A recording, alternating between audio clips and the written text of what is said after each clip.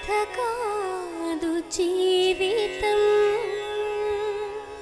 పెళ్లి చేసుకుని హాయిగా ఎంజాయ్ చేస్తుండే నా శరీరం నాకు లేకుండా చేసిన మంచి చేసుకున్నందుకు నాకు ఇదా శిక్ష. ఆనొసటి కుంకుమ చెరపటం ధర్మమా, నూరేళ్ల బంధమై చేరటం సాధ్యమా, ఏది కర్తవ్యం తెలుకుమా. మీకెందుకు శిక్ష తెలుసా? మీ అమ్మ మీ నాన్న ఎవరికి చెప్పకుండా అట్లా పారిపోయారు కదా, పారిపోయినా నాన్న కూడా లేదు నాకు, అదే శిక్ష. ఓ దైవమా ఓ నీ లీలలు చిత్రం సుమా. 5 అవుతుంటే డోర్ కొట్టినా, డోర్ కొడితే డోరు తివ్వట్లేదు. గట్టిగా పిలిచాను రమ్మ రమ్మ పిలిచేసరికి ఈమె అప్పుడు లేచి ఒక పావు గంట 20 నిమిషాలు చూసి డోర్ వేసింది. డోర్ వేసేసరికి వెనకాల మా అబ్బాయి నిలబడిండు.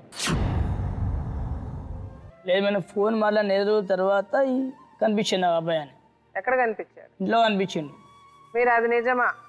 నిజం మేడం. పిల్లల మీద ప్రమాణం చేస్తే పిల్లల మీద ప్రమాణం చెప్తాను మేడం.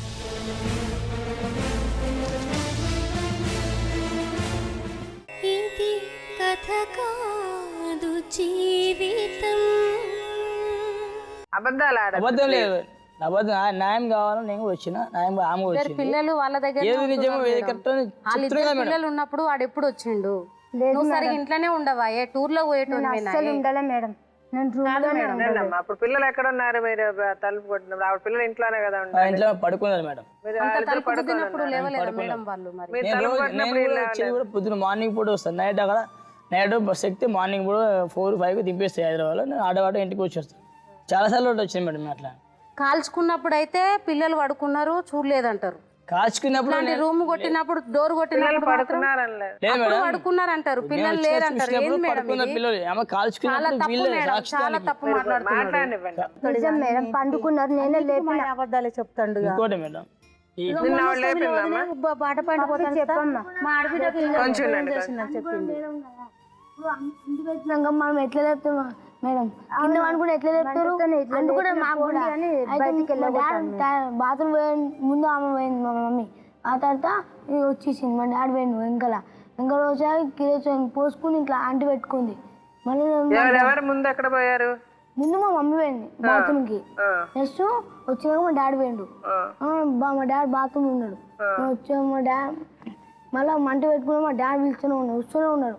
అప్పుడు బొంత వెతికి ఇట్లా ఇట్లా వేసేసింది, మొత్తం ఆ మంట ఆపరేట్ చేసింది. సరే, మీరు అదైతే అబద్ధం చెప్తున్నారు. ఇంట్లో రావడం పోవడం ఇవన్నీ అబద్ధం. నాకు ఇసుకొచ్చామని నేను పట్టించుకోలేము మేడం. అది అవసరం ఏదనుకున్నా ఆ రోజే అది చూసిన వెంటనే నేను చచ్చిపోలేదు. అలాగే నేను కూర్చొని 3 నెలలు తిరిగినా మేడం. నేను పట్టించుకుని ఆదులు లేదు, కూర్చొని అయిపోయాను మేడం. తాగేసి రోడ్ల మీద చనిపోదామని 2 సార్లు ట్రై చేసిన. మరి ఒక సైడ్ పిల్లలు ఉన్నారని చెప్పి ఆలోచించు ఒక సైడ్లో అట్లా. ఇప్పటికీ 5 సంవత్సరాలు అవుతుంది మేడం. ఒక్కసారి కూడా పిల్లలని చూసినట్టు లేదు. అడగండి. పాపను ఆవిడే కదా స్కూల్లో జాయిన్ చేసి. ఇప్పుడు మేడం మొన్న సంవత్సరం పిల్లలకి గుర్తు రాలేదా? మొగడి గుర్తు రాలేదా? ఒక్కనాడు ఫోన్ చేయవా? భర్త పిల్లలని చూసుకున్నారు మేడం, వాళ్ళే బాగానే. పిల్లలు నేను మొత్తం నేను చూస్తున్నాను మేడం. నా పిల్లలు మాత్రం వదిలిపెట్టాలి మేడం. నాకు ఆడపిల్లలు, నాకు 3 కొడుకులు. ఫోన్ చేసి అడుగుతాను చూసుకున్నాను. ఇప్పుడు నా గల్లీలో వస్తా చెప్తారు. తల్లి ప్రేమ ఎట్లుంటుంది మేడం? మా ఆడబిడ్డకు మేము పిల్లగాని దేవులు ఆడుతున్నాం, మేము పెళ్లి చేస్తామంటే మీ ఇష్టం అని నేనన్నా. అడుగు ఇదే మొఖం. ఇది కోలుకోవడానికి మస్తు టైం పట్టింది మేడం. ఎన్ని సంవత్సరాలు పట్టి? 6 నెలలు పట్టింది మేడం. పచ్చిగా ఉంటది కదా మొత్తం. 6 months మాత్రం. 1 year తర్వాత ఆవిడ బాగా అయ్యారు కదా. మంచిగా అయ్యారు మేడం. 1 year తర్వాత మీరు పిల్లల్ని తెచ్చుకోవాలని మీరు ఎందుకు ఆలోచించలేదు? పిల్లల దగ్గరికి అంటే ఎందుకు వెళ్ళలేదు? ఆయన చూడలేదని వెళ్ళలేదా? మా పరిస్థితి కూడా అంటే ఆయన వద్దన్నాడా? ఆయన చూడలేదా? అట్లని కాదు మేడం, మాకు ఒక పెళ్లి కానీ ఆడపడుచు ఉండే, ఈమె లవ్ మ్యారేజ్ చేస్తాం. మా కులం లేదంటే ఈమె మా ఇంట్లో ఉంటే అబ్బాయిని ఇస్తారో ఇయ్యరో అని మాది ఒక బాధ మేడం. అయితే అందుకని ఆవిడ పంపించేసి ఉండొచ్చు కదా వాళ్ళ ఇంటికి. పంపించేసినాం మేడం. రూమ్ లో పెట్టాడు 2 నెలలు. మళ్ళీ అతను రూమ్ లో రావడం లేదు, చూసుకోవడం లేదు. చూసుకుంటారు మీరు అట్లా రూమ్ లో కొంచెం ఉండండి అమ్మా, మేము మధ్యలో మాట్లాడుతున్నాం కదా. మీరు ఆవిడ తెచ్చి రూమ్ లో పెట్టారు, బాగానే ఉంది. మరి ఆవిడని ఎవరు చూసుకుంటారని ఆవిడని వదిలేసి వెళ్ళిపోతే ఆవిడకే ఒక చేయలేదు ఎలా మరి? ఆవిడ వెళ్ళిపోవాలి కదా, ఎట్లా ఉంటుంది, ఎవరు అవును చూస్తారు మేడం, నేను పని చేస్తే డబ్బులు వచ్చేది నాకు, మరి ఆమె చూసుకునేది. మరి ఆమె చుట్టూ ఇట్లా ఆమె చూసుకోవాలి, డ్యూటీ చేసుకోవాలి, పిల్లలు స్కూల్ పే కట్టుకోవాలి, రెంట్ కట్టుకోవాలి. అవును సార్, అందుకే ఆవిడ వెళ్ళిపోయింది వాళ్ళ అమ్మ దగ్గరికి. ఇంకా వేరే దారి లేదు కదా, ఆవిడ చూసేవాళ్ళు ఎవరు లేరు కదా. అరే ఒక చెయ్యి లేకుండా ఎట్లా అన్న చేస్తారు? తర్వాత వాళ్ళ ఇంట్లో పని చేస్తుంటే ఏమే సరిపోయి మీరు వెళ్ళి తెచ్చుకోవచ్చు కదా ఆవిడ వెళ్ళిపోతే. మీరు ప్రేమించి పెళ్లి చేసుకున్నారు. అడిగాను కదా మేడం నేను, అయితే నా బిడ్డ పంపియని చెప్పి వాళ్ళ అమ్మ. నువ్వు ఏ గుడిలోకి వెళ్ళినా ఏదైనా కిరోసిన్ పోసి అంటు పెడతా, మళ్ళా చచ్చిపోతావు నువ్వు. పో మీ ఇంటికి పోయి మంచిగా మర్యాద చెప్తున్నా, నీకు డబ్బులు పంపిస్తాను నెలకి అని నాకు ఆవిడ అలాగ అవ్వడానికి కారణం మీరే కదా. మీరు నా వల్లే కాదు మరి, తప్ప ఆమె చేసి నేను ఎందుకు కారణం అవుతా మేడం? నేను ఉన్న ఏరియాలని అడిగిపిస్తా, రాళ్ళతో కొట్టిండు రోడ్ల మీద, మొత్తం జుట్టు పట్టుకోపోయి ఈడ్చుకుంటా కొట్టుకుంటా పోయి నన్ను. అయితే అబద్ధం ఆడుతు, నువ్వు ఇప్పుడు నిజం చెప్పు. వెళ్ళిపోయాను మేడం, చెప్తాను. నువ్వు ఒప్పుకో, అబద్ధం ఆడకు. ఇక్కడికి వచ్చినాక నువ్వు అబద్ధం ఆడకు. కొట్టినావు నువ్వు, నన్ను బెల్ట్తో కొట్టినావు బాగా. సరే, ఇప్పుడు మీరు ఆవిడని కొట్టారా, ఆవిడని మీరు కొట్టారా, మీ మనసులకు తెలుసు ఎవరు ఏం అన్యాయాలు చేశారు. ఇంకోటి మేడం, ఏం చేసి ఆమె చేస్తున్నా సరే, ఇప్పుడు మీరు ఏం కావాలంటారమ్మా? జరిగిపోయింది కదా, మీ చెయ్యి అయితే తిరిగి రాదు, మీ కారు ఒళ్ళు అయితే తిరిగి రాదు. ఇప్పుడు మీరు ఏం చేయాలంటారు? పరిస్థితి ఏంటంటే మేడం, ఈమెకి ఎవరు డ్యూటీ ఇయ్యట్లేదు, అత్తయ్యకి మామ లేడు, ఆమె ఏజ్ అయిపోయింది, మరిది చూస్తే ఎడ్ అయినాక తెలివి లేదు. మరి ఆమెని అతని దగ్గర ఉంచుతారా? మరి ఈమెను కూడా చూసుకోవాలి, లేకుంటే మరి ఏం చేస్తారో మీరే చేయాలి మేడం. ఆవిడ బాధ్యత ఏంటని ఆయన చెప్పాలి మేడం. అంతే మేడం, మాకు కావాల్సింది అదే మేడం, చెప్తున్నా కదా. మేము మాత్రం చూడలేం మేడం, ఇన్ని రోజులు చూసినాం, నాతో అయితే లేదు. అది ఎన్ని రోజులు చూసి మరి ఎన్ని రోజులు ఎందుకు చూసారంటే ఈ మాట ఎందుకు రాలేదు, నాకు ఎందుకు పిలిపేలేదు, కంప్లైంట్ ఇవ్వలేదు, పైసలు అడిగిందంట మేడం. ఈమెను అడగండి, 50,000 ఇస్తే తీసుకోపోతానన్నాడు. 50,000 ఇస్తే తీసుకోపోతాను అన్నాడు. నీకు చేసిన సాకిరి నేను నా కొడుకు పిల్లలు పుడితే మా అమ్మ వాళ్ళ అమ్మ ఇట్లా అంటుకోలేదు మేడం. అడిగినా మూతికి అడిగినా నేను సకలం 2 నెలల దాకా సంటి పిల్ల చేసింది మేడం, చేసింది. వదిలేయాల్సింది, సచ్చేదాన్ని సావనియాల్సింది. అలా వదిలేస్తారా మేడం? చెప్పండి మేడం, ఇట్లా మీరు మాట్లాడేది తప్పు. అర్థమవుతుందమ్మా, తప్పులు మీ వైపు కూడా ఉన్నాయి. ఇప్పుడు 9 ఏళ్ళు సంసారం చేసిన తర్వాత భర్త దగ్గర దాయడం అనేది తప్పు. ఏ భర్త ఒప్పుకోడు. ఎలా నమ్మకం వస్తుంది? మీరంతా కరెక్ట్ అని మాట్లాడద్దు, మీ సైడ్ చాలా తప్పులు ఉన్నాయి. ఎవరు తప్పులు వాళ్ళు ఒప్పుకోవాలి. అంతే మేడం, ఒప్పుకోవాలి. 9 ఏళ్ళు సంసారం చేశాడు కదా అతను, 9 ఏళ్ళు చూసుకున్నాడు కదా, చూసుకున్నారు. పెళ్లి చేసుకున్న 2వ రోజు అయితే జరగలేదు, ఇది జరగలేదు. చెప్తున్నా కదా. సో అందుకని ఇప్పుడు మీరు వాళ్ళదే తప్పని మీరే తప్పని వద్దు. ఇక్కడ అన్ని సైడ్లు తప్పులు జరిగాయి, తప్పులు అందరూ చేశారు. ఇప్పుడు ఒకటే మనం మాట్లాడుకోవాల్సిన, తప్పులు ఎవరు చేసినా ఇప్పుడు ఆమె ఉన్న పరిస్థితిలో ఆవిడ చూసుకోలేని పరిస్థితి ఉంది కాబట్టి ఆవిడకి ఏం చేయాలని మాట్లాడడం అనేది వేరే. అంతేగాని ఆవిడ తప్పు చేయలేదు, తప్పంతా వాళ్ళది, మీరే చేశారని మీరు మాట్లాడడానికి కూడా కరెక్ట్ కాదు. చెప్తున్నా కదా మేడం. ఇప్పుడు ఆవిడ హాస్పిటల్ చూసిందంటే గొప్పే, ఆవిడకి అవసరం లేదు, చూసింది మేడం. కానీ కోడలు కాబట్టి చేసింది. కొడుకు ఏమైపోతుందో చేసింది. వాళ్ళాడు ఉపాసం ఉంటే పక్కన వాళ్ళు పెట్టింది. వాళ్ళ అమ్మ ఇంత ఉక్కుని వచ్చి బిడ్డ పెట్టుకునే గిన్నె పెట్టుకుని లేలే. నాకు నా అక్కలు వచ్చి నా చెల్లి ఒక్కది వంటదాన్ని, రోజు ఒక్కరు వచ్చి నా దగ్గర వండరు మాట్లాడు. నువ్వు మంచిగా ఉండేదాన్ని అయితే ఎవడో ఫోన్ నెంబర్ ఇస్తే మాట్లాడు, అక్కడే నీ మంచి లేదు. మరి అదే ఒక తప్పైన 2 తప్పైనా తప్పులే. మరి నేను కాలినప్పుడు మొదలు పెట్టింది ఎక్కడా మేడం? మరి ఆ వేరే ఆమెను ఉంచుకున్నాడు, ఫోటో కూడా చూపించింది నాకు. ఏమని? ఒక ఆమె ఉంచుకున్నాడు, ఆ ఫోటో కూడా చూపించింది. ఆయన ఉంచుకున్నాడు, నువ్వు ఫోన్ చేసావు. ఇప్పుడు నువ్వు ఉంచుకున్నావు, ఆయన ఉంచుకున్నావు. అతను కాల్చుకోలేదు, నువ్వు కాల్చుకున్నావు. అతను కూడా నువ్వు అనాల్సింది, నువ్వు తప్పు చేయలేదంటే కాల్చుకుంటే అతను కూడా కాల్చుకున్నాడు. మరి అదే బుద్ధి తక్కువ. జరిగిపోయిన దాన్ని అయితే ఎవరు మళ్ళీ తిరిగి తెచ్చుకోలేదు. అయిపోయింది, మీ అబ్బాయి ఇంకో పెళ్లి చేసుకున్నాడు, సెటిల్ అయిపోయాడు, మీ అబ్బాయి బాగానే ఉన్నాడు, మీరు అందరు బాగానే, మనందరికి కాళ్ళు చేతులు బాగున్నాయి. ఇప్పుడు ఆమెకి బాగాలేదు. అది ఎవరి వల్ల జరిగిందో పక్కన పెట్టండి. ఆమె సరైన పరిస్థితిలో లేదు. అవును, కష్టమే కదా ఆవిడకి డ్యూటీ చేసుకోవడము. ఆమె సరైన పరిస్థితిలో లేదు కదా. కాళ్ళు చేతులు బాగున్న వాళ్ళు మనమే చేసుకోలేకపోతున్నాం కదా. డ్యూటీ అంటే డ్యూటీ కాదు, అది హ్యాండిక్యాప్ వాళ్ళకి సంబంధించింది. కమ్మలు నేర్పిస్తారు కదా ట్రైనింగ్, అది నేర్చుకున్నా. చిన్నదే అది, కమ్మలు నేర్చుకోవడం. సరే, ఏదో నువ్వేం చేసినా మంచిదే, నువ్వు చేసుకోవడం తప్పలేదుగా. నువ్వు పని చేసుకోలేవనే చెప్తున్నాను. అంతే మేడం, నువ్వు పని చేసుకోగలవని చెప్పట్లేదు. చెప్తుంది కదా మేడం. ఆమె అకౌంట్ ఉంది, వాళ్ళ అమ్మ దగ్గర ఉంటుంది కదా మేడం. అవును కదా. ఇప్పుడు నీ కూతురు జీవితం వాళ్ళని ఇంట్లో చూసుకోవాలి నువ్వు.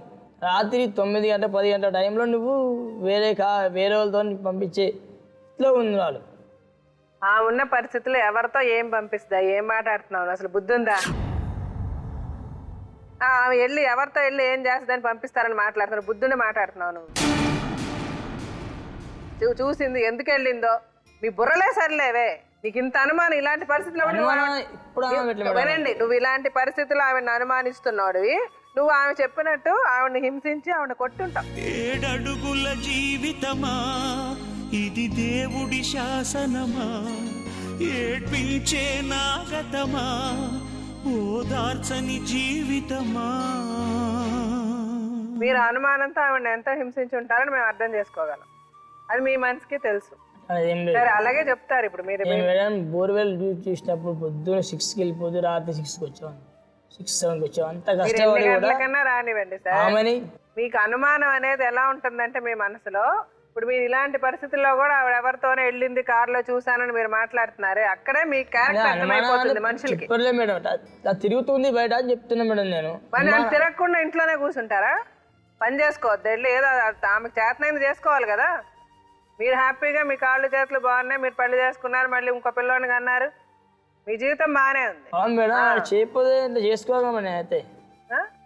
ఆమె బాగుంటే రాదు కదా. సరే ఆమె ఎందుకు బాగోలేదు సార్? ఆమె జీవితంలో ఏదో ఒక చిన్న తప్పు చేసింది, ఎవరితోనో మాట్లాడింది, దాన్ని అంత పెద్దది చేసి ఆవిడ కాల్చుకునే పరిస్థితికి తీసుకొచ్చింది మీరే. అంటే మీరు కాల్చాల్సిన అవసరంలే, మనుషుల్ని మాటలతో చంపచ్చు. నువ్వు తప్పు చేయకపోతే కాల్చుకో అన్నారు, ఆవిడేమో అదే మరి ఆవిడ బుర్ర తక్కువ. 9 ఏళ్ళు సంసారం చేశారు, మీకు తెలియాలి. మీరు మమ్మల్ని అడగకూడదు, మేము మిమ్మల్ని అడగాలి ఆవిడ ఏంటని. 2 పిల్లల్ని కన్నారు, ఏం జీవితాలు మీరు జీవించేది?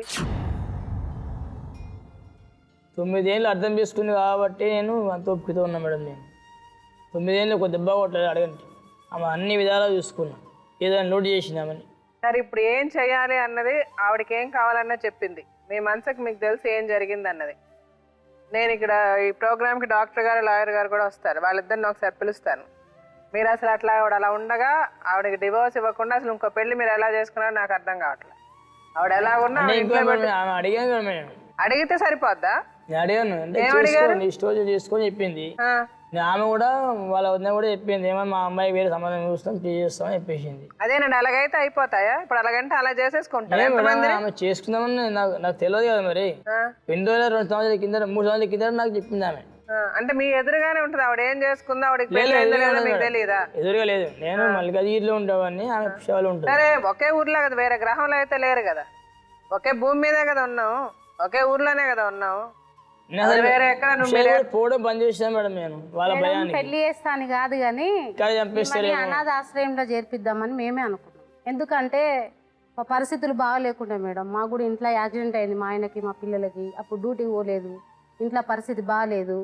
అలా వీళ్ళ అత్తయ్యతో మాత్రం చెప్పాను, నేను ఎన్ని రోజులను చూడాలి, ఇచ్చేస్తే ఎక్కడన్నా అనాథాలు పంపించేస్తా మా రమ్మని అని. నేను కూడా అనుకున్నా మేడం, కానీ పెళ్లి అని మాత్రం నేను అనలేదు. నువ్వు అబద్ధాలు ఆడద్దు. కాకపోతే మేడం అనాథ ఆశ్రయం ఉంటది, ఆమె లైఫ్ ఆమె సెట్ చేసుకుంటది.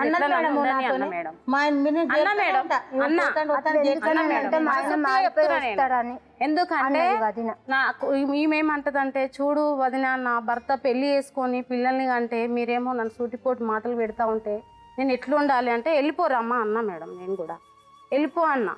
ఇప్పుడు మేము కూడా లేకుంటే కాలితే ఈమె పరిస్థితి ఎట్లుంటుండే మేడం? చూసిర్రు, మీరు కూడా చూసిర్రు, 2-3 నెలలు చూసిర్రు, వదిలేసిర్రు. మేము కూడా వదిలేస్తే ఈ మేడ పోతుండే మేడం. ఇప్పుడు వాళ్ళిద్దరిని పిలుస్తా, ఒకసారి వినండి వాళ్ళు ఏం మాట్లాడుతున్నారని. విన్నాక ఆ తర్వాత ఏం చేయాలన్నది మనం మాట్లాడుకుందాం, సరేనా? సరే.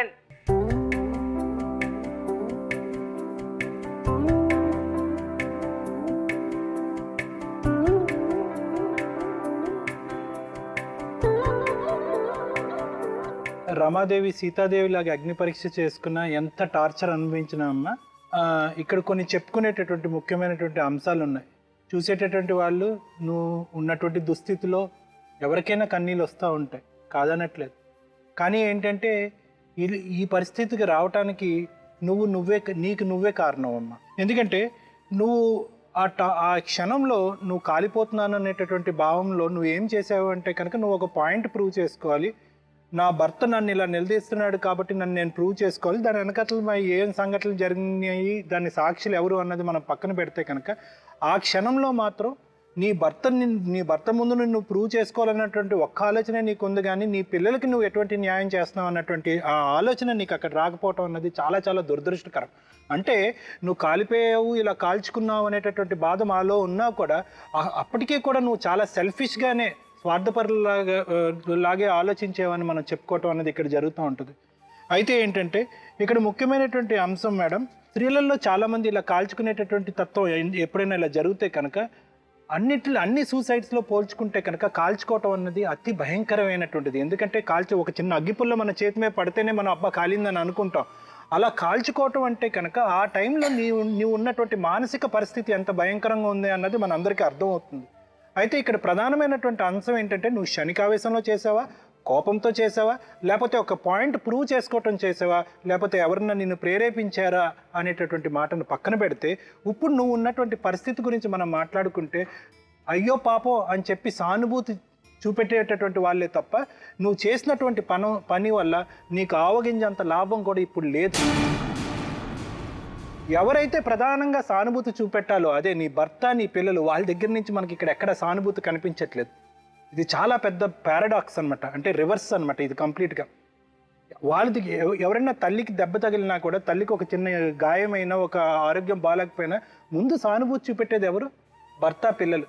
ఇక్కడ మనం చూసేటటువంటి విచిత్రమైనటువంటి పరిస్థితి ఏంటంటే అతనికి సానుభూతి లేకపోగా ఏంటంటే తన పిల్లల్ని చూడటానికి రాలేదనో, లేకపోతే నీకు నీ యొక్క జీవితం రైట్ డైరెక్షన్లో వెళ్ళలేదనో అనే రకరకాల అభాండాలు వేయటం జరుగుతుంది. ఇక్కడ పిల్లలు చూస్తే కనుక అయ్యో మా తల్లి పరిస్థితి ఇలా ఉంది అంటే ఇక్కడ ప్రేమ ఆప్యాయత అన్నది ఎక్కడికి పటాపంచలు అయిపోయింది అన్నది మనకెవరికి అర్థం కానటువంటి పరిస్థితి అమ్మా. అయితే ఏంటంటే నేను ఇందాక ఒక మాట అన్నాను, నీ జీవితాన్ని నువ్వే ఎందుకు డిసైడ్ చేసుకున్నావు అంటే నీ వ్యక్తిత్వంలో ఒక లోపం ఉందమ్మా. అదేంటంటే అమాయకత్వం, అనాలోచితం, తొందరపాటుతనం. ఈ 3 అంశాలు నీ జీవితంలో ప్రతి అడుగులోని మనకు కనిపిస్తున్నాయి. నువ్వు ప్రేమించి ఇంట్లోంచి తల్లిదండ్రులకి చెప్పకుండా వెళ్ళి పెళ్లి చేసుకున్నావు, అక్కడ ఫస్ట్ టైం నీ బ్రెయిన్ ఆగిపోయింది. రెండోసారి ఎప్పుడైతే కనుక ఈ కాల్చుకోవటం అన్న సంఘటన జరిగిందో, ప్లస్ దానికి ముందు నువ్వు ఒక తప్పు చేసావో అప్పుడు రెండోసారి నీ బ్రెయిన్ అయిపోయింది. నువ్వు ఎప్పుడైతే కాల్చుకునేటటువంటి ప్రయత్నం లేకపోతే కాల్చుకునేటటువంటి పరిస్థితి వచ్చిందో మూడోసారి నీ బ్రెయిన్ అయిపోయింది. సో దీన్ని అంతటికీ కూడా నీ జీవితానికి నా భర్త వల్లే నేను కాల్చుకున్నాను, నా భర్త వల్లే నువ్వు కాల్చుకున్నాను నువ్వు పదే అన్నా కూడా దీనికి ప్రధానమైనటువంటి పాత్రధారి నువ్వే డైరెక్షన్ నీ జీవితానికి. శ్రీనివాస్ విషయానికి వస్తే మేడం, ఇక్కడ ఏంటంటే భర్తగా మీ పాత్రని పక్కకు తీసేసేయండి. ఒక మానవతా దృక్పథంతో ఒక కాలిపోయినటువంటి స్త్రీ, ఒక అంగవైకల్యంతో బాధపడుతున్న స్త్రీ తనకి దిక్కుతోచినటువంటి పరిస్థితిని ఆ అమ్మాయిని చూస్తే ఎవరికైనా మన అందరికీ కన్నీళ్ళు కారుస్తాం. కానీ ఆ సానుభూతి మీకు ఎక్కడా అది లేదు. ఆ అమ్మాయికి తగిన శాస్త్రే జరిగింది అని మీరు అనుకుంటున్నారా? ఎందుకు మీరు ఆ సానుభూతి అన్నది మీలో ఎందుకు రావట్లేదు అంటే కనుక ప్రేరేపించాడు అనేటటువంటి పాత్రలో మిమ్మల్ని అక్కడ పెట్టడం వల్ల, మీ వైపు వేలి చూపెట్టడం వల్ల బహుశా మీకు ఏంటంటే ఆ సానుభూతి కలగపోదు. అయితే ఏంటంటే ఇందాక మీరు పదే ఒక మాట అన్నారు, 9 సంవత్సరాల పాటు పువ్వుల్లో పెట్టుకుని చూసుకున్నాను, బంగారం కొనిచ్చాను, అన్నీ చూశాను, ఒక్కసారి కూడా చేయదు. అంటే 9 సంవత్సరాల పాటు మీ బంధం ఎంత బలమైందో అన్న దాన్ని బట్టి ఒకసారి ఆవిడ తప్పు చేస్తే కనుక క్షమించేటటువంటి పెద్ద మనసుకు కూడా మీకు ఉండాలి. అప్పుడే ఆ 9 సంవత్సరాల యొక్క ప్రేమ, పెళ్ళి యొక్క బలం. 9 సంవత్సరాలు నేను బాగా చూసుకున్నాను, ఈ ఒక్క తప్పు చేసే కాబట్టి నేను ఎప్పటికీ క్షమించను, నువ్వు కాలిపోయినా కూడా నీ వైపు నాకు సానుభూతి రాదు అనుకోవటం అది మానవతా దృక్పథం కాదు. చాలా అనుమానం. అదే మేడం, అంటే ఇందాక ఒక మాట అన్నాడు మేడం, ఏంటి మేడం కాల్చుకో అని అంటే కనుక వెళ్ళి కాల్ చేసుకోవటమేనా అన్నాడు. వెంటనే ఇంకో మాట అన్నాడు, ఆ అమ్మాయి నన్ను పెళ్లి చేసుకో అని అంది అని అన్నాడు. అంటే ఆ అమ్మాయి పెళ్లి చేసుకో అంటే నువ్వు వెళ్ళి పెళ్లి చేసుకోవటమేనా? ఇప్పుడు ఆ పిల్లల పరిస్థితి ఎలా ఉంది? ఇందాక నుంచి మనం గమనిస్తే కనుక ఆ పిల్లల పరిస్థితి, వాళ్ళు ఏ పిల్లలు కూడా తల్లిని కాలిపోతూ చూడటం అన్నది ఎంత ఘోరమైనటువంటి, ఇప్పుడు కాలిపోయిన తర్వాత ఆవిడ పరిస్థితి ఎలా ఉంది అన్నది మనకు చూసి భయంకరంగా ఉంది అని మనం భావిస్తున్నాం. కాలిపోతున్నటువంటి తల్లిని చూస్తే కనుక ఆ పిల్లలు ఎంత భయంకరంగా ఉంటుందో ఆ రోజు ఆ పరిస్థితి అన్నది మనం ఊహించుకోవటానికే చాలా భయంకరంగా ఉంది. నెంబర్ 1. నెంబర్ 2 మోస్ట్ ఇంపార్టెంట్, ఎందుకు మా తల్లి కాల్చుకుంటుంది అనేటటువంటి ప్రశ్న చాలామంది పిల్లలకి పెద్ద అయిన తర్వాత కూడా ఆ ప్రశ్నకు వాళ్ళకి సమాధానం దొరకరు. అలాంటి పిల్లలు పిచ్చి వాళ్ళు అయిపోయినటువంటి సందర్భాలు కూడా ఎన్నోసార్లు మనం చూసాం. నెంబర్ 3, ఏ తల్లికైతే అలా కాల్చుకున్నటువంటి తల్లికి సానుభూతి కాకుండా ఆ తల్లిని ఒక క్రిమినల్ పద్ధతిలో మనం పోర్ట్రే చేసాం. అంటే నువ్వు తప్పు చేసావు, నువ్వు అలా గోడ దుంకేటట్టు ఎవరో అబ్బాయి ఉన్నాడు, తర్వాత నువ్వు కారులో వెళ్ళాడు అని ఇలాంటి రకరకాలు ఆ పిల్లలు మైండ్లో పెట్టడం వల్ల అసలు తల్లి అంటే ఎవరు అనేటటువంటి డెఫినేషనే ఆ పిల్లలు పూర్తిగా మర్చిపోయారు. మొత్తానికి నేను ఒక చిన్న క్లుప్తంగా ఒకటి ఎండ్ చేస్తాను. అంటే ఏంటంటే ఏదేమైనా కూడా ఆ అమ్మాయికి న్యాయం జరగాలి. ఎన్ని మాట్లాడుకోండి, ఎన్ని రోజులన్నా మనం ఇక్కడ కూర్చుని మాట్లాడుకోండి, ఆ అమ్మాయికి న్యాయం జరగాలి. ఎందుకంటే ఆ అమ్మాయి అంగవైకల్యంతో ఉంది, తన కాళ్ళ మీద తను నిలబట్టలేనటువంటి పరిస్థితి, తన చేతులు కాళ్ళు చూసి తనకు ఉద్యోగం ఇచ్చేటటువంటి పరిస్థితి లేదు. ఆ అమ్మాయి ఎక్కడికి పోవాలి? భర్త కావాలి, పిల్లలు కావాలి, న్యాయం కావాలి, బ్రతుకు తెరువు కావాలి. ఇవన్నీ ఆ అమ్మాయికి పూర్తిగా హక్కు ఉంది అని నా భావన. మ్యామ్ మీరు చెప్పాలి. మేడం, ఇక్కడ రమాదేవి ఎప్పుడైతే తను ఈ ఇన్సిడెంట్ చేసుకున్న తర్వాత ఇమీడియట్గా తను పోలీస్ స్టేషన్లో కంప్లైంట్ లాంటిది ఇవ్వడం జరిగింది. అది 7/8/2010 రోజునాడు కంప్లైంట్ ఇచ్చింది. కానీ ఆ కంప్లైంట్లో ఏమని రాసిందంటే ఇది నేనే చేసుకున్నాను అని చెప్పేసి రాసింది. ఎప్పుడైతే తన వాంగ్మూలం అలా నేను చేసుకున్నాను అని అన్నప్పుడు డెఫినెట్గా ఈ జరిగిన ఏదైతే ఇన్సిడెంట్ ఉందో, ఏదైతే ఈ నువ్వు కాల్చుకోవడం అనేది దానికి ఒక సివియారిటీ అనేది తగ్గిపోతుంది. ఇమీడియట్గా ఈ శ్రీనివాస్ ఏం చేశాడంటే ఒక అండర్టేకింగ్ ఇచ్చాడు పోలీస్ స్టేషన్లో. నేను నా భార్యని పిల్లల్ని చాలా సరిగ్గా చూసుకుంటాను, ఆవిడతో ఉంటాను, నేను ఎప్పుడు బాధ పెట్టను అని చెప్పేసి ఆయన ఒక అండర్టేకింగ్ లాంటిది ఇచ్చారు.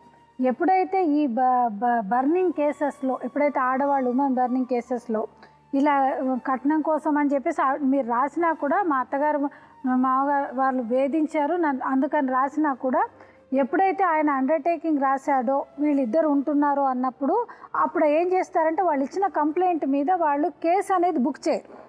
అది మేబీ ఈ శ్రీనివాస్ చాలా అడ్వాంటేజ్గా తీసుకున్నాడు. లేకపోతే ఆయన చేసిన పనికి, అంటే ఇందాక నుంచి నువ్వు చెప్తున్నావు ఆమె చేసుకుంటుంది అంటే దాన్ని అబెట్మెంట్ టు కమిట్ సూసైడ్ అంట. అంటే నువ్వు ఆమెను ప్రోద్బలించావు, ఆమెను సూసైడ్ చేసుకోవడానికి ప్రేరేపించావు కనుక దానికి కూడా నువ్వు శిక్షకు అర్హుడు. ఏదైతే ఆమెను నువ్వు ఇందాక మేడం గారితో ఎక్స్ప్లెయిన్ చేస్తుంటే నిజంగానే మేము అసలు సభ్య సమాజంలో ఉన్నామా అన్నంత హీనంగా ఆవిడ ఎక్స్ప్లెయిన్ చేసింది. అవునా కదా? నువ్వు కొట్టాడంటే అవన్నీ కూడా నమ్మ. ఒకటి, ఆయనకి ఒక చట్టం ఉంది, ఒక న్యాయం ఉంటుంది, ఒక పోలీస్ స్టేషన్లు ఉంటాయి. ఏదైనా నీకు బాధ కలిగినప్పుడు వెళ్ళాలి, చెప్పాలి అని అన్నప్పుడు అంత నువ్వు బాధపడ్డప్పుడు నువ్వు ఏదైతే వాళ్ళు నీకు చూపించారో, ఏంటి నీ పిల్లల్ని చూసుకుంటాం కనుక నువ్వు అలా చెప్పకూడదు అని నిన్ను వాళ్ళు బ్లాక్మెయిల్ చేసినా కూడా నమ్మ, ఇక్కడ ఏమైపోయిందంటే ఆయనకు ఆ భయం అనేది పోయిందండి.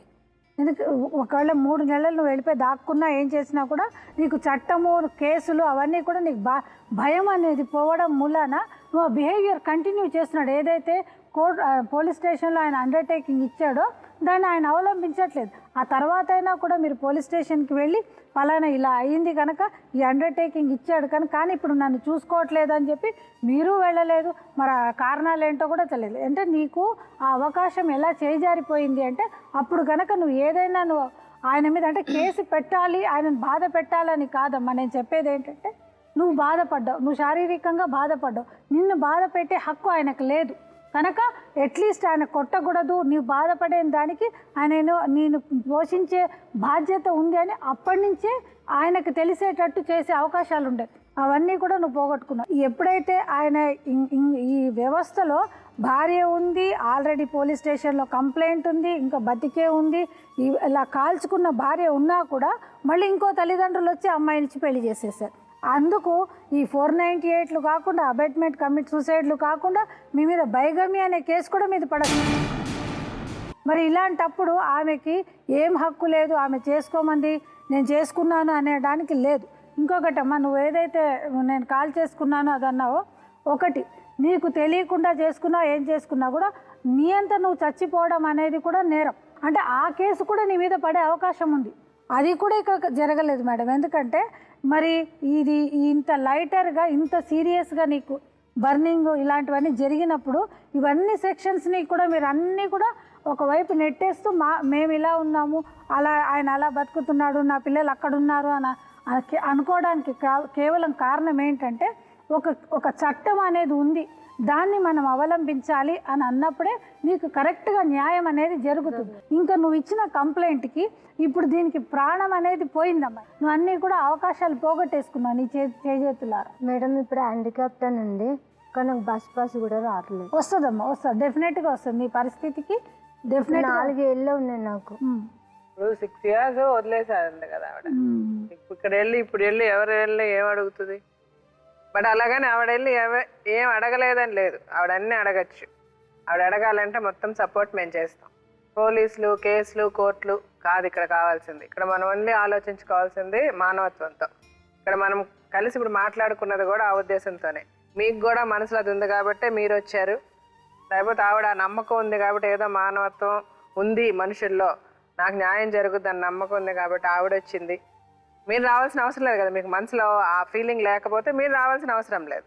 సో అందరికి కూడా ఇక్కడ మంచి మనుషులతోనే ఉన్నారని నేను నమ్ముతున్నా. ఆ నమ్మకంతో నేను ఇప్పుడు మాట్లాడుతున్నా. ఇప్పుడు కోర్టులు, కేసులు అని వెళ్ళినా ఇప్పుడు మీ ఆ పిల్లల్ని ఇద్దరిని ఆయనే చూసుకోవాలి. ఎలా జరిగిందో, ఎవరి వల్ల జరిగిందో అతను డిస్టర్బ్ అయ్యాడు. 9 ఏళ్ళు బాగానే ఉన్నారు, వీళ్ళు ప్రేమించే పెళ్లి చేసుకున్నారు. ఆ తర్వాత ఆ అమ్మాయి ఫోన్ లో మాట్లాడడం అనేది ఒక మామూలు ఇన్సిడెంట్ అయినా ఆ ఇన్సిడెంట్ అందరి జీవితాలని మార్చేసింది. అతను కూడా పిచ్చోడు అయిపోయాడు, ఆమె ఒక రకంగా పిచ్చిది అయిపోయింది. సైకలాజికల్ గా అందరూ ఎఫెక్ట్ అయ్యారు, పిల్లలతో సహా అందరూ ఎఫెక్ట్ అయ్యారు. సో ఇప్పుడు తిరిగి ఈ జీవితాలన్నీ బాగుపడాలి అంటే చాలా కష్టం. ఇప్పుడున్న పరిస్థితుల్లో ఆ పిల్లల్ని అతను చూసుకోవాలి. మన కోర్టులు, కేసులు మనం వెయ్యొచ్చు, మేడం చెప్తారు, కానీ దానివల్ల ఎవరికి ప్రయోజనం? ఏమి రాదు. మేడం.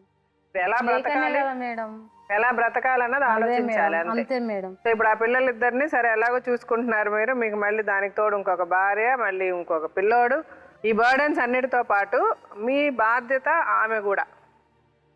ఆవిడ్ని ఎలా చూస్తారు, ఏం చేస్తారు? మీ ఇంట్లో పెట్టుకొని మీరు అందరూ ఒకే చోట ఉండి, ఒకే చోట అందరూ కష్టపడి పని చేసుకొని ఒకే చోట ఉంటారా? లేకపోతే ఆవిడని సపరేట్గా ఎక్కడన్నా పెట్టి ఆవిడకి నెలకింతని ఇస్తారా? ఆ పిల్లల్ని అప్పుడప్పుడు ఆవిడ ఎప్పుడు కావాలంటే అప్పుడు వచ్చి చూసుకొని ఆవిడకి చేతనైన పిల్లలకి చేసుకొని వెసులుబాటు కల్పిస్తూ. సో ఇప్పుడు మనం ఏం చేద్దాం మేడం? నేనైతే రోజుకి నాకు 200-300 వస్తుంది మేడం. నా ఇల్లు నాకు చాలా కష్టం. 2 పిల్లలు, ఈమె, మళ్ళీ మా బాబు ఉండి మాకు ఇబ్బంది. కిరాయి ఉంటాం మేము, నల్ల బిల్లు, కరెంట్ బిల్లు, నాకే చాలా ఇబ్బంది అవుతుంది. వెళ్ళకనే బాబుని గవర్నమెంట్ స్కూల్లో పంపిస్తున్నాను. నేను ఈ 2-3 సంపాదించుకొచ్చి వీళ్ళని చూడాలి. నా పాప బడ్జెట్ ఇద్దరు ఎట్లా చూసుకోవాలి? ఎప్పుడన్నా మీరే చూడాలి. అవును మేడం, ఇంత కష్టపడుతున్నా కానీ మీరు పెళ్లి చేసుకొని 2 పిల్లల్ని కన్నా ఇప్పుడు లేదు, అది గొప్ప పని చేయట్లేదు మీరు. అది మీ బాధ్యత, మీ పిల్లల్ని మీరు చూసుకోవాల్సిన బాధ్యత. ఇది పిల్లల్ని కనే ముందు ఆలోచించాలి. మీరు ఇంకో పెళ్లి చేసుకుని ఇంకో పిల్లవాడిని కన్న ముందు ఆలోచించాలి. మన సంపాదన ఏంటి, మన జీవితం ఏంటి, మనకు ఎంతమంది పిల్లలని ఎవరికైనా ఆలోచన ఉంటుందా? లేదు కదా. వాళ్ళని కనేస్తారు, వాళ్ళు ఎట్లా బతుకుతారు, ఏమవుతారు, వాళ్ళ చదువులేంటి, అది మనకు అనవసరం. ఇప్పుడు ఆవిడ చూసుకోవాలంటే మీరు లెక్కలు చెప్తున్నారు. మీరు రూపాయి సంపాదించిన ఆ రూపాయలో 10 పైసలు ఆవిడకి కూడా ఇవ్వాల్సిందే, తప్పదు అది. మీరు ఎప్పుడు మనిషిని నిరూపించుకుంటారు, సరే మాకు కలో గంజా మాకు ఎంత ఉందో అది మేము మాతో పాటు ఉంటుంది, దాన్ని మాతోనే ఉండనివ్వండి, మేము ఎంత సంపాదిస్తే అంత, మేమేం తింటే అది తింటుంది, మేమేం ఉంటే మేమేం కట్టుకుంటే అది కట్టుకుంటుంది, మాతో ఉంటుంది అంటే అది మనిషి. మిమ్మల్ని మీరు ఆవిడకి లక్షలు ఇవ్వండి, కోట్లు ఇవ్వండి అని మేము చెప్పట్లే. అవుతుంది మేడం, వీళ్ళతోనే నా తిప్పలు పడుతున్నా. మళ్ళీ ఆమె తీసుకొచ్చి ఎక్క పెట్టాలి. అంటే ఆవిడకి ఏమైనా ఎక్స్ట్రా వండి పెట్టాలా? మీరు రూమ్ ఇచ్చారు, రూమ్ ఇయ్యారు నాకు. ఎందుకు ఇవ్వరు?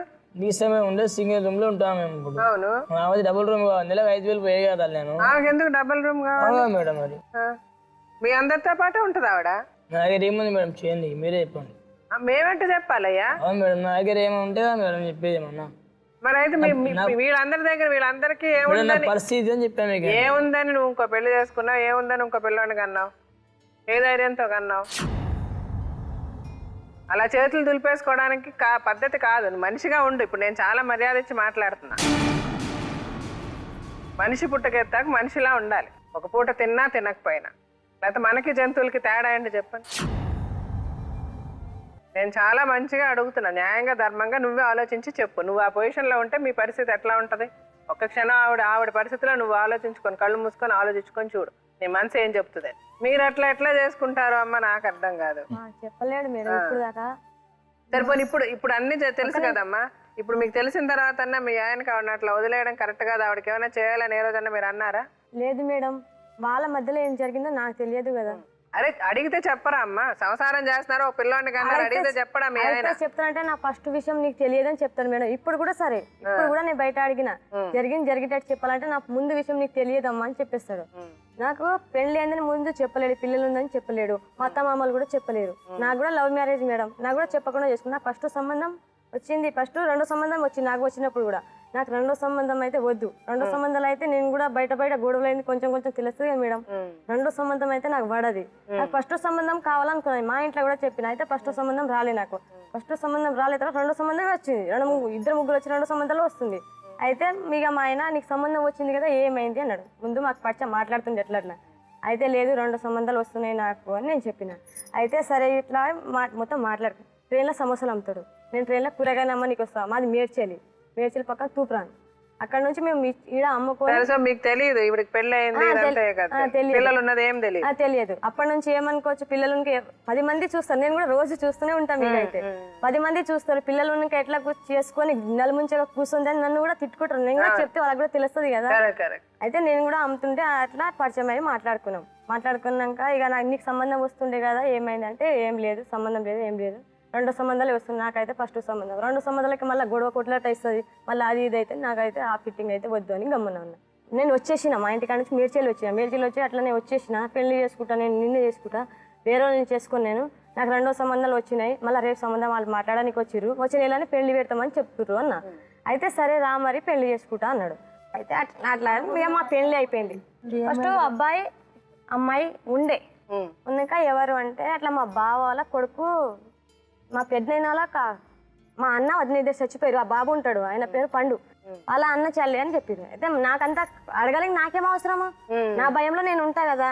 ఫస్ట్ సంబంధమే అన్నాడు. పెళ్లి అయింది, పిల్లలు ఎవరు ఊహించుకోరు కదా అక్కడ తొందరగా. ఇక్కడ కూడా అమ్మాయిని మోసం చేశారు. అది కూడా పిల్లలు డాడీ అన్నప్పుడు తెలిసింది నాకు. బాబాయ్ అనేది డాడీ ఎందుకంటారు? నేను షాక్ అయినా, డాడీ ఎందుకంటారు. మేము పైన కిరాయికి ఉండేవాళ్ళం. వాళ్ళు కూడా నేను జరిగింది చెప్తాను. వాళ్ళకేం వాళ్ళ డాడీ అన్నప్పుడు పొద్దుగల అయినాక నాకు సాయంత్రం లేదు మేడం, లేదా ఆంటీ వాళ్ళకి తెలిసిన అట్లా వాళ్ళ డాడీ అంటారు కదా, అట్లా నోట్లో వచ్చిందేమో అంటే అని అడిగిన. అట్లా అన్నంట అంటే అవును నాకు పెళ్లి అయింది, పిల్లలు ఉన్నారంటే నువ్వు నన్ను మోసం చేసినట్టే కదా. రెండో సంబంధం నేను వద్దనుకొని వచ్చిన, నువ్వు నన్ను ఎందుకు చేసినావు, చాలా గొడవ చేసిన. అయితే ఇక ఆమె రాదు, చేయదు, ఆమె పెళ్లి చేసుకోమన్నదంట. వాళ్ళు ముందు ఫోన్ చేసుకురట.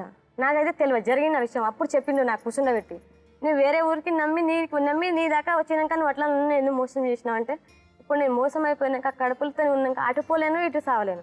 మా వాళ్ళు నన్ను ఇప్పుడు దాకా నా ఇంటి ముక్కడికి రానియరు. మా దాంట్లో నేను పోను. ఇప్పుడు కూడా నేను చచ్చిపోయిన, ఇప్పుడు ఫోన్ చేసినా చచ్చిపోయింది మంచిగా అనుకుంటాను. నాకు ఏటో పోనీ దారి లేదు మేడం. నాకు కూడా చాలా మోసమైనట్టే కదా. ఫస్ట్ అదే రెండో సంబంధం చేసుకుంటే అందరు 10 మంది మధ్యలో నా ఎంతో భవిష్యత్తు ఉంటుండే.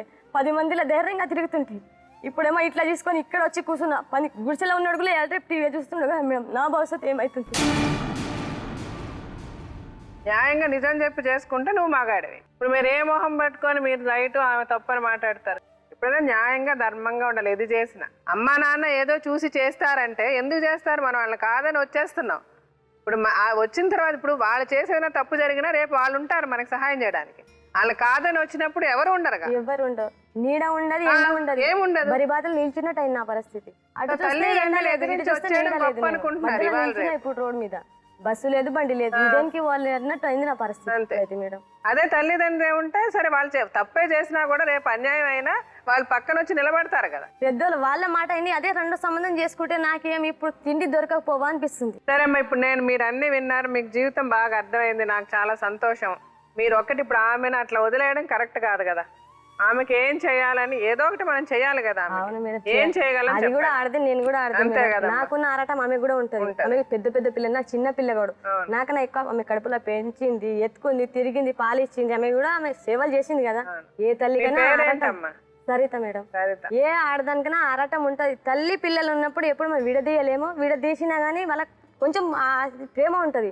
అయ్యో నా పిల్లలు ఈ టైంలో ఏం చూస్తారు, బయట పోయినా అయ్యో నా పిల్లలు ఉంటే నాతో నడుస్తుండేమో, అయ్యో నా పిల్లలు ఇప్పుడు ఏం చేస్తారు, కొంచెం ఎవరికైనా ప్రేమ ఉంటది మేడం. ప్రేమ ఉండకన్నా ఎవరు ఎట్లా చేద్దాం చెప్పండి. నాకు అంటే నీడలేదు కదా, నా లెక్క మరి ఎవరు కావద్దని నేను కోరుకుంటున్నాను.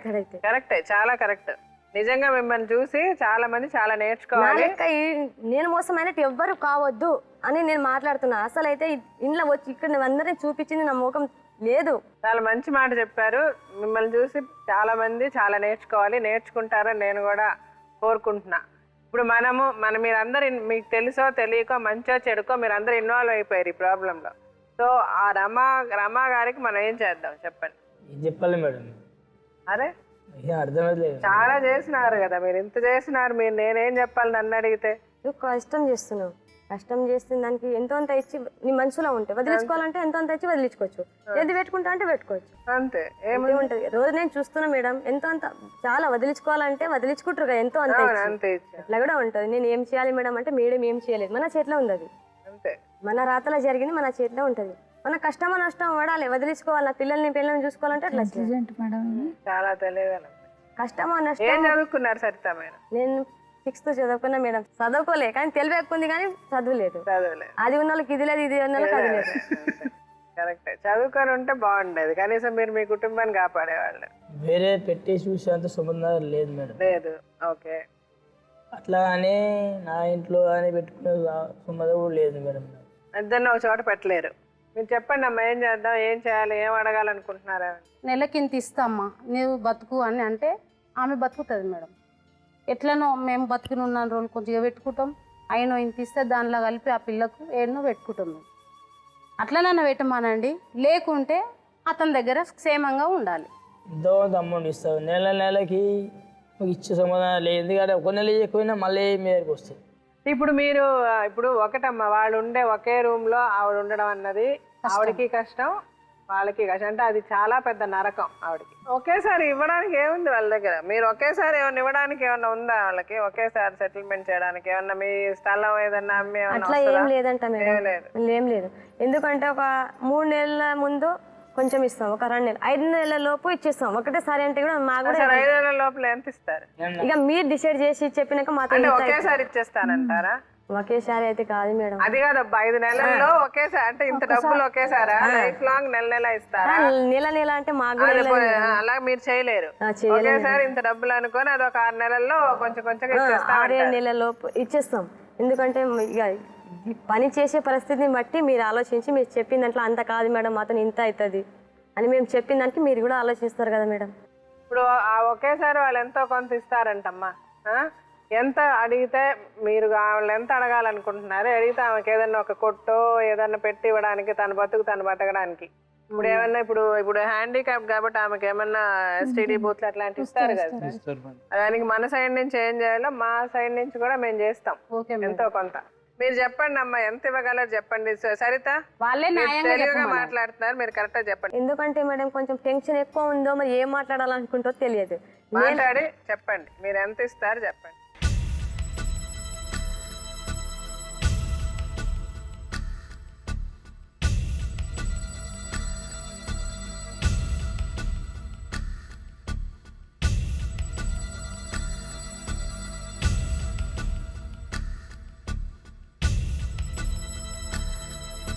మీరు చెప్పండి అమ్మా, ఎంత ఇవ్వగలరు చెప్పండి. సరిత తెలుగుగా మాట్లాడుతున్నారు, మీరు కరెక్ట్ గా చెప్పండి. ఎందుకంటే మేడం కొంచెం టెన్షన్ ఎక్కువ ఉందో, మరి ఏం మాట్లాడాలనుకుంటో తెలియదు. మాట్లాడి చెప్పండి, మీరు ఎంత ఇస్తారు చెప్పండి.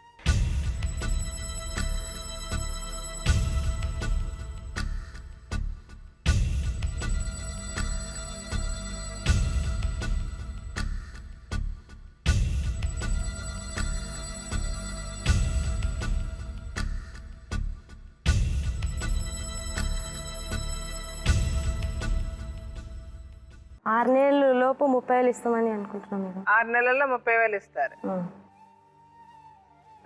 ఒకేసారి ఇస్తారా 30,000? కొంచెం కొంచెం ఇస్తారా? ఎందుకంటే ఒకటేసారి 30,000 అంటే ఇవ్వలేము. మా చేతిలో 10,000 వస్తే 10,000 ఇస్తాం, 5,000 ఇస్తే 5,000 ఇస్తాం. మధ్యలో ఎవరు పెడితే వాళ్ళ చేతిలో పెడతాం, వాళ్ళ అమౌంట్ దగ్గర చేసి ఇవ్వాల్సిందే. మా దగ్గర అంటే కాదు మేడం. ఎందుకంటే పిల్లలకు బాగుండి, నాకు బాగుండి, మా ఆయనకు బాగుండి, చిన్న పిల్లలకి బాగుండదు కదా. అలా ఇంట్లో పైసలు ఉందనుకో, రేపు ఇవ్వచ్చు కదా అని ఖర్చు అయిపోతాయి కదా, మాకు వేరే వాళ్ళ దగ్గర పెట్టి. మీరు 6 నెలల్లో 30,000 ఇస్తారు ఆమెకి. 6 months టైంలో వాళ్ళు 30,000 ఇస్తారంటమ్మా. సో సార్ మీరు అది మనకి మా దగ్గరే తీసుకుంటాం, మన ZTV వాళ్ళకే హ్యాండ్ ఓవర్ చేయండి మీరు ఆ అమౌంట్. 6 months లోపల ఆ 30 మీరు కలెక్ట్ చేయండి, సరేనా?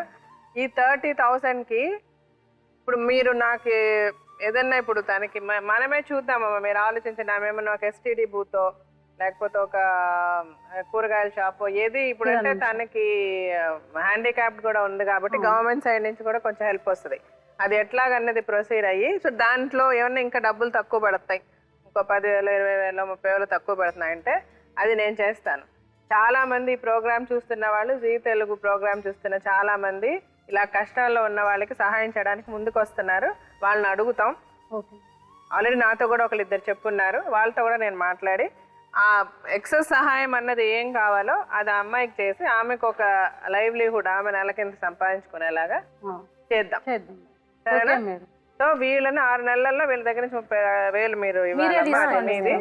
అది మీరు ఇక్కడ జీ తెలుగుకి ఇవ్వండి. 6 months లో ఆమెకి ఏం చేస్తే బాగుంటుందో కొంచెం మనం ప్లాన్ చేద్దాం మేడం. మన జీ తెలుగు టీమ్ లో ప్లాన్ చేసి ఆమెకి ఏదో ఒకటి పెట్టించి దానికి కావాల్సిన డబ్బులు ఏమన్నా ఎక్స్ట్రా పెడితే కూడా, నాకు ఆల్రెడీ కొంతమంది టచ్ లో ఉన్నారు, మాది ట్రస్ట్ ఉంది, వాళ్ళతో మాట్లాడి చేద్దాం. మేము ఇక్కడ అయితే ఇప్పుడు మల్కేర్లో ఉన్నాం. ఎందుకంటే మాకు ఫస్ట్ భార్య ఉంది, మళ్ళీ గొడవ పెడుతుందేమో అదేమో ఇదని భయంతో మల్కేర్ ఉన్నాం. ఇప్పుడు మేము కుషాయి కూడా వెళ్ళిపోతాం. మా అత్తమ్మలు అక్కడికే ఫిట్టింగ్ వస్తుంది, ఆరికేస్తుంది. మేము ఇప్పుడు అక్కడికి వెళ్ళిపోతాం. వెళ్ళిపోయినాక మేము ఇప్పుడు పిల్లలతో మేము హ్యాపీగా ఉన్నాం అనుకో, మళ్ళా నువ్వు వేరే వాళ్ళతోని మీ అన్న వాళ్ళ మీ చుట్టాల ఎవరన్నా అయ్యో మా చెల్లికో మా మరదలకో మా ఎవరికో ఒకరికి అట్లా చేసినాక వేరే దానికి చేసుకుని ఎంతో హ్యాపీగా ఉంటుండని మా ఆయన కన్నా నాకన్నా నా పిల్లల కన్నా ఎంత ఘోరం జరిగినా మీ బాధ్యత మేడం. అంతే కదా. మేమైతే అక్కడ వచ్చి ఉంటాం, ఎందుకంటే ఈడ ఎన్ని రోజులు కూలి పని చేసుకుంటాం. అందరం దూరం, మా అత్తమామలతో దూరం, పిల్లలతో దూరం, అక్కడ ఇక్కడ ఎందుకు మాకు పిచ్చగాని పరిస్థితి. అందరం ఒక దగ్గర ఉన్నాం. రెంట్ దూరం ఉన్నా, రెంట్ మేము కట్టుకున్నా మాకు దూరం ఆపస్ ఆపేందుకు అయ్యో ఏమైందని ఆదుకునేటట్టు దగ్గర ఎవరు లేరు మాకు. మేమైతే ఇప్పుడు కుషాయి కూడా వెళ్తాం. కుషాయి కూడా వెళ్ళినాక మాకు ఇంత జరిగిన మా ముళ్ళు కూర్చుకుని నువ్వే బాధ్యత ఉంటది కదా మేడం. అంతే కూర్చుకుంటే అది ఉండదు బాధ్యత. నడువు రోడ్డు మీద. అదే మేడం, ఈ అమ్మాయి దగ్గర నుంచి అదే ముళ్ళు కూర్చుకున్నా అంటే కాళ్ళకు ముల్లే వచ్చి గుచ్చుకోదు. సరిత నీకంటే నాకు చాలా మాటలు వచ్చు. సరే మేడం, ఆ అమ్మాయి దగ్గర నుంచి మీకు ఏదైనా ప్రాబ్లం వస్తే మాది బాధ్యత. అంతవరకు మాట్లాడు. ముళ్ళు గుచ్చుకున్నా పుల్ల గుచ్చుకున్నా అంటే మాకు సంబంధం. ముళ్ళు అంటే డైరెక్ట్ ముళ్ళు వచ్చి కూర్చుకోదు, అట్లా మధ్యలో గొడవ కొట్లాట అయిందని. అది వాళ్ళ దగ్గర నుంచి రావద్దు. ఒక్క నిమిషం ఉండండి, మీరేం చెప్పాలని. మేడం 30,000 ఇచ్చినాం కదా అని మళ్ళీ ఆమె దగ్గరికి పిల్లల్ని పంపించకుండా అది అది అది ఎవరు చెయ్యరమ్మా. మీరు అది మాట్లాడద్దు. మాట్లాడితే చాలా తప్పుగా వినబడద్ది. వాళ్ళకి ఆ ఉద్దేశం లేదు. మీరు కొత్త నేర్పించద్దు. రెండోది నువ్వేం చెప్పాలనుకుంటున్నావు? అతను కుషాయి కూడా వస్తాను అంటున్నాడు. ఎందుకు వస్తున్నా అంటే అతను బిట్లు ఆమెర్లు ఆ పని చేస్తాడు, అంటే సర్సింగ్ చేస్తాడు. ఈ సమోసాలు అమ్మేసి ఇప్పుడు ఆ కంపెనీలో జాయిన్ అవుతాడు. దాంట్లో జీతం బాగానే ఉంటుంది. ఇప్పుడు అదే చేయాలని ప్లాన్. నీకు ఆ లెక్కలన్నీ ఎందుకమ్మా? ఒక్క నిమిషం ఉండమ్మా. నీకు ఆ లెక్కలు ఎందుకు? వాళ్ళు 30,000 నీకు ఇస్తామన్నారు. ఆ తర్వాత అతను దొంగతనం చేస్తాడా, బ్యాంక్ రాబరీ చేస్తాడా, లేకపోతే ఎవరింట్లో అన్నా ఏమైనా చేస్తాడా నీకు అనవసరం. అలా డబ్బులు 30,000 నీకు ఇస్తారు. ఇప్పుడు అందుకని అతను పని చేసుకోవద్దు అంటే ఇప్పుడు ఆ పిల్లల్ని పెంచద్దా, ఆ పిల్లల్ని చదివించద్దా? అతను మంచి పని చేసుకుంటానంటే సంతోషపడ. ఎందుకు నీకు బాధ? నీకెందుకు ఇలా చేయాలంటే అందులో నీది కూడా బాధ్యత ఉంది. ఇష్టం లేకపోతే వదిలేయాలి. అవును, నువ్వు వెళ్ళిపోయి ఉండాలి. ఎందుకు వచ్చావు మళ్ళీ? ఎందుకు వెళ్ళావు మళ్ళీ అతని దగ్గర? ఇష్టం లేనప్పుడు నీ బుద్ధి ఏమైందమ్మా? అతను తీసుకెళ్తే నీ బుద్ధి ఏమైంది? అప్పుడే నువ్వు పోలీస్ స్టేషన్ లో కంప్లైంట్ ఇచ్చి ఉండాలి కదా. కంప్లైంట్ కూడా ఇచ్చాను. ఇచ్చి లోపల వేయించి ఉండాలి. ఎందుకు వదిలేసావు? కేసు వాపస్ తీసుకోమన్నారు. అవును, నువ్వు ఎందుకు తీసుకున్నావు? అది ఎవరి తప్పు? నేను ఒప్పుకోలేదు. తప్పు ఎవరిది? కేసు తప్పు నీదే. చెప్పినారు ఆ రోజు. అతను 100 చెప్తాడు, ఇంకో 10 మందిని కూడా చేసుకుంటాడు. నువ్వెందుకు ఒప్పుకుంటావా? అతను చెప్పాడని. ఇప్పుడు వేస్టే కదా మేడం. ఇప్పుడు నేను బతకడం కూడా వేస్ట్. నువ్వు ఎందుకు చేసావు మరి అట్లా? నేను లవ్ చేసి తప్ప. నువ్వు పెళ్ళి ఎందుకు చేసుకున్నావు? లవ్ ఎందుకు చేసావు? మీ అమ్మా నాన్న వదిలేసి ఎందుకు వచ్చావు? ఎవరో ఫోన్ నెంబర్ పడేస్తే ఎందుకు ఫోన్ చేసావు? మమ్మల్ని అడిగి చేస్తుంటే మేము చెప్పేవాళ్ళం. జీవితంలో ఎన్నో తప్పులు చేసిన క్షమించిన ఆ చిన్న మనసు పెట్టుకుని అయినా క్షమిస్తే నా జీవితం ఇట్లా ఉండేది కాదు. అయిపోయిందా? నువ్వు 6 సంవత్సరాలు ఊరుకొని ఇప్పుడు వచ్చి మాట్లాడతావు. పెళ్లి చేసుకొని పిల్లోని కానీ నీ పిల్లలు అక్కడ ఉండి నువ్వు వెళ్ళి చూసి నీ పిల్లలు తెచ్చుకొని ఇవన్నీ అయిపోయి ఇప్పుడు మాట్లాడితే ఏమొస్తుందమ్మా? పెళ్లి చేసుకున్నప్పుడు ఆపు ఉండాలి. నాకు చెప్పకుండా చేసుకున్నా. మీకు అన్ని తెలియదు. కాసేపు ఏమో చెప్పారంటారు, కాసేపు చెప్పలేదంటారు. ఒక అండర్స్టాండింగ్ వచ్చాం, దానికి ఓకేనా చెప్పు. నెక్స్ట్ ఉన్న ఆప్షన్ అతని మీద కోర్టులు కేసులు చెయ్యండి. కోర్టులో పోలీసు అంతే. ఇంకంతవరకు ఏం చేయగలం? ఇప్పుడు లేదా అతను చేయగలిగింది ఇది చేస్తాడు. దానికి తోడు మాకు చేతనైన సహాయం చేసి ఆ అమ్మాయికి ఏదైనా సెటిల్ చేయడానికి చూస్తాం. అది మేము చేయగలిగింది. ఇంకా లేదంటే తన ఇష్టము. వద్దు మేడం, మీరు చెప్పిందే చేయండి. ఆమె అట్లనే మాట్లాడుతుంది. మానసికంగా ఇప్పుడు మీరు మాట్లాడింది ఓకే అంతే. సో ఇదే పద్ధతిలో చేద్దాం, ఇదే రాసుకుందాం. మీరు కూడా రాసేసి సంతకాలు పెట్టేసి వెళ్ళండి. వాళ్ళు రాసే మీ జోలికి వాళ్ళు రారు, వాళ్ళ జోలికి మీరు వెళ్ళరు. కానీ ఆ పిల్లలకి ఆ తల్లికి ఎప్పుడు కూడా ఆ పిల్లల్ని ఎప్పుడు చూడాలన్నా చూసి ఎప్పుడు ఆ పిల్లలు వెళ్ళాలన్నా పంపించండి. మీరు కూడా ఆమెను ఎంత బాగా మీరు చూసుకుంటే మీకు పుణ్యం. మేడం మా అత్తమ్మ వాళ్ళ ఇంటికి పంపుతా పిల్లల్ని, అక్కడ వచ్చి చూసుకోండి. అంతే. మాకు ఫోన్ చేయదు, మాతో మాట్లాడదు. మధ్యలో ఇద్దరు మళ్ళీ గొడవ, ఎందుకంటే దాంతో మాట్లాడుతాను నాకు ఉంటుంది, మళ్ళీ అది చేస్తుందని ఇద్దరు మళ్ళీ గొడవద్దు. మా అత్త చూస్తానంటే మా అత్తమ్మ వాళ్ళ ఇంటికి పోయి మాట్లాడితే పిల్లల్ని పంపు అంటే ఆడికి పంపుతా, చూసుకో మళ్ళీ ఆడి నుంచి పంపేసి. కానీ మాకు ఫోన్ చేసి మళ్ళీ పిల్లల్ని చూడాలనిపిస్తుంది, అది చేసుకున్నా ఇది చేసుకున్నా అంటే అది నచ్చదు కదా మేడం.